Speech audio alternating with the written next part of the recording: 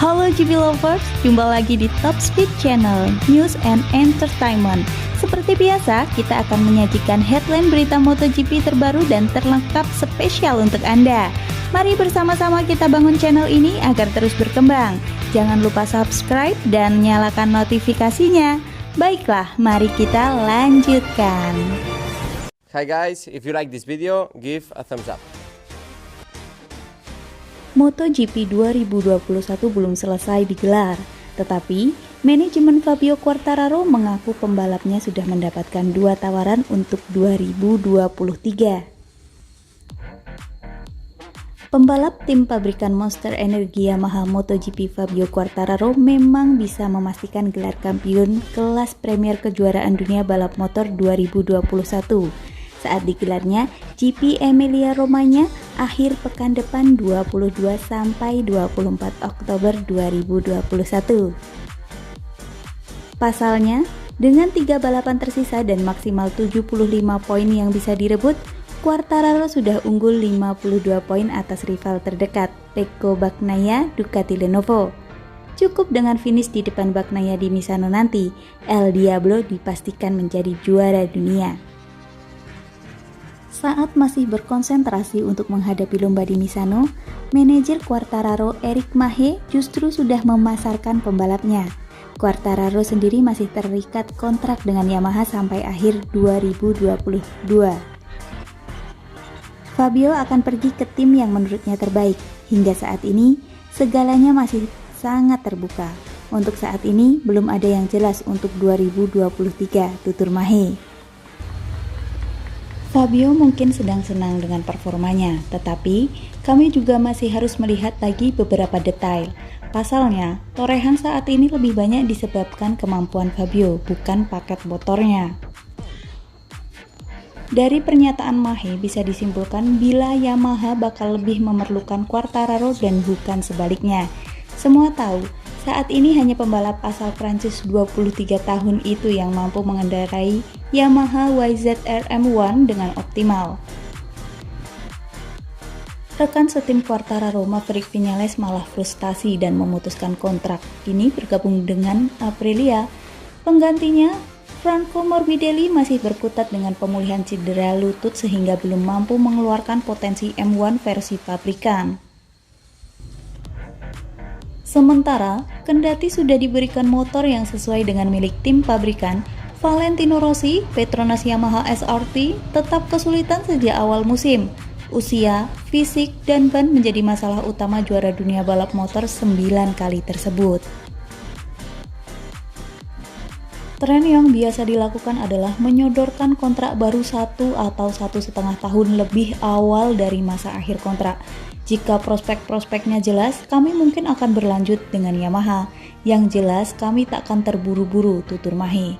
Saat ini, kami sudah dihubungi 2,5 tim. 2 tim benar-benar mendekati kami. Sedangkan 1 lainnya sepertinya tidak serius. Kami akan mempelajari semuanya sebaik mungkin.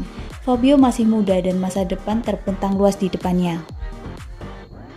Dengan pernyataan Mahe ini, Yamaha jelas harus bersiap. Mereka tentu tidak mau pembalap yang digadang-gadang memimpin pabrikan asal Iwata Jepang di masa depan itu pergi seusai juara dunia. Quartararo memang masih akan menggeber M1 di MotoGP 2022 nanti. Jadi, paling tidak masih ada setahun lagi untuk mempersiapkan diri. Tetapi, mereka juga harus mencermati pernyataan Mahe soal waktu pengajuan kontrak baru dan adanya beberapa tim yang mendekati Quartararo. Fabio Quartararo mulai turun di MotoGP pada 2019 dengan memperkuat Petronas Yamaha SRT setelah 4 musim sebelumnya bersaing di Moto3 dan Moto2. Tahun lalu, ia berhasil memenangi 3 lomba MotoGP tetapi rontok menjelang akhir musim sehingga hanya finish di P8 klasemen akhir. Namun, performa impresif membuat tim pabrikan Yamaha menariknya untuk MotoGP 2021. Musim ini, kecepatan, ketenangan, dan kematangan mental menjadi kunci stabilnya performa Fabio Quartararo. Sampai balapan ke-15 di Circuit of the America, kota Austin, Texas, Amerika Serikat, Quartararo sudah mengoleksi 5 kemenangan dan 10 podium. Di Misano, Quartararo hanya perlu menjaga keunggulannya di atas 50 poin, sehingga Bagnaia tidak bisa mengejarnya di 2 seri terakhir. Namun demikian, pembalap Yamaha Factory Racing Fabio Quartararo mengatakan bahwa ia berharap bisa jadi juara dunia MotoGP terbaru di Cerro Portimao, Portugal. Dengan keunggulan 52 poin atas Pecco Bagnaia, sepertinya rider Prancis itu punya peluang memahkotai balap motor lever Premier di MotoGP Emilia-Romagna. Untuk mencapai target tersebut, ia harus tampil sempurna di Misano 24 Oktober 2021. Quartararo masih memelihara kans juara kalau tetap unggul dari Bagnaia ketika keduanya berada di luar 4 besar. Di luar dugaan, ex-rider Petronas Yamaha SRT itu risih dengan kalkulasi peluangnya.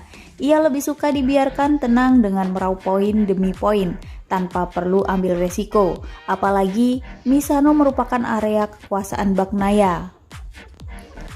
Kami tidak boleh terlalu gembira, kami masih punya 3 balapan. Sejujurnya, tujuan saya merebut titel di Portugal, ujar El Diablo. Saya kira seharusnya tidak terlalu terobsesi dengan gelar di Misano. Kami memiliki keuntungan dalam kejuaraan. Saya kira kami tidak harus memenangi itu di Misano karena Pecco sangat bagus di sana. Saya akan melakukan yang terbaik. Jika saya menang di sana, itu akan sangat fantastis. Kalau tidak, kami akan punya kesempatan lain. Saya hanya lebih tenang dan mendapat pengalaman lebih lagi tahun ini. Jadi saya sangat gembira dengan momen saat ini. El Diablo tak mau terburu-buru untuk putaran terakhir. Biasanya, hal itu malah berujung pada kegagalan. Kami semakin dekat, tapi saya tidak suka membicarakan itu sebelumnya. Tapi di sana, sejujurnya kami mengambil langkah sangat besar. Kami akan tetap tenang, tapi kami pikir kami tidak terlalu buruk, tutur Quartararo. Setiap kali kami mendekati kejuaraan, perut saya terasa kencang saat tiba di grid, tidak pernah menyenangkan. Sekarang, saya akan mulai memikirkan kompetisi, tapi seperti itu, bagaimana saya bersenang-senang? Saya sudah mengatakan untuk 5 atau 6 balapan, bahwa saya sangat bergembira. Kita lihat saja, mungkin itu bisa diselesaikan di Misano, tapi saya tidak memberi tekanan. Jika tidak terjadi di Misano, maka biasanya Portugal. Semoga beruntung. Layak dinantikan ya GP lovers, bagaimana kehebatan-kehebatan rider MotoGP itu menggeber si kuda besi mereka. Stay tune on this channel dan nantikan berita selanjutnya. Dukung dan pantengin terus channel ini ya. Jangan lupa subscribe dan nyalakan notifikasinya. Thanks for watching and finally, sampai jumpa. Hi guys, if you like this video, give a thumbs up.